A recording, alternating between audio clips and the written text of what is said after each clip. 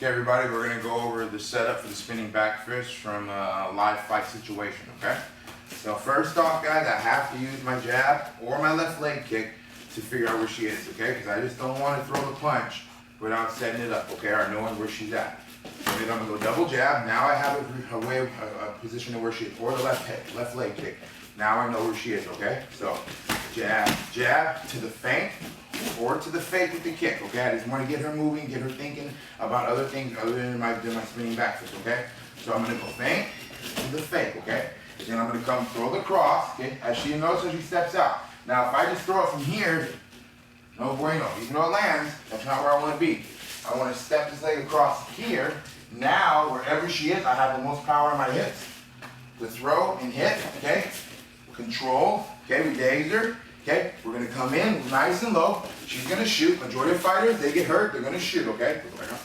They're going to shoot. When they're hurt, that's the main thing they're going to do. So I'm going to come in low. She's hurt. I'm going to feint. Flying left knee, which is going to land. Always going to land either to the chest or to the face.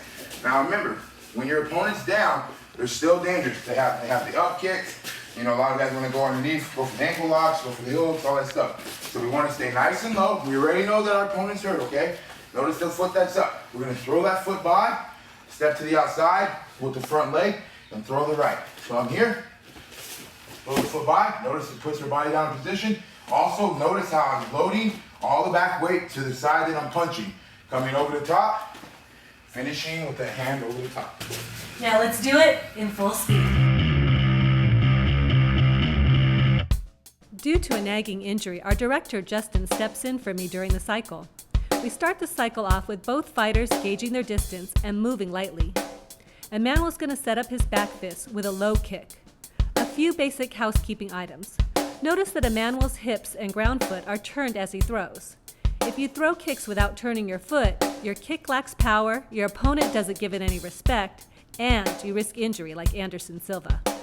Emmanuel's eyes are also looking at his kick, which gives even more misdirection for the back fist setup. A few more feints, and Emmanuel throws his right cross, which forces Justin to slip and cover. Now Justin's doing the right thing here. He's covering up for a possible left hook and a right head kick from Emmanuel, both of which are possible from this position. But Emmanuel is just setting Justin up, getting him to slip left, which gives Emmanuel the space to walk his rear foot on a forward diagonal. This will give him the correct spacing and explosive power for his back fist. Now notice Emmanuel's excellent form here. His rear foot has moved into position and is now bearing his weight as he pivots. His right hand is high up against his face for protection. His head has swiveled around so he can see the target of his back fist. This is so important. Also, his head and hips are aligned vertically, meaning he's well balanced and isn't going to lose his balance after the punch. Finally, his back fist hand is cocked and loaded in the center of his mass for maximum power. The spin started with his feet, moved through his hips, then shoulders, and finally head and fist. This is the form you need to knock someone out with a back fist. Now Justin is well covered up for safety's sake, but most of the time your opponent won't be so well protected. Emmanuel has landed his punch effectively. His rear hand is still protecting his head and ready to unleash a cross if he wants. He's well balanced over his feet.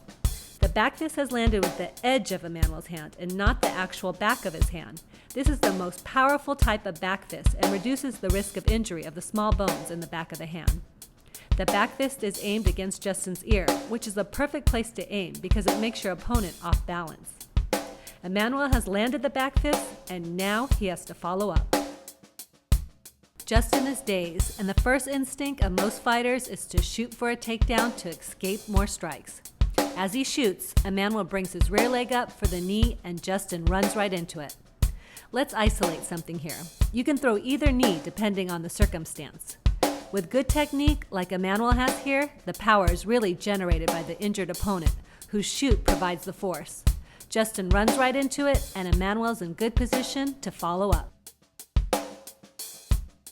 Justin's last line of defense is to try and keep Emmanuel from passing.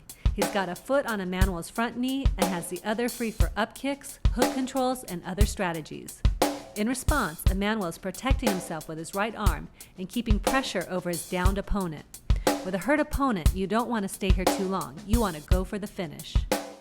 Emmanuel sweeps Justin's leg hard to the side and steps up. Notice how the sweeping arm also serves as a bit of defense against any up kicks. He transfers his weight to his front foot and torques his hips for a big shot. With such a strong sweep that turns Justin's hips, it's hard for him to recover quickly. All he can do is cover up. Emmanuel's haymaker is placed well, right between Justin's gloves for a KO punch. Even if Justin isn't knocked out, Emmanuel can easily move to side position or bring more punches. This fight is over. Ooh, I'm feeling dizzy after that lesson. Well, thanks to the champ, Emmanuel Newton. And if you're ever out in Lakewood, California, come out to the Body Shop Fitness and get a great workout. And don't forget our sponsors, Fighter Girls. I'm Michelle from The Hooks. Sink 'em in.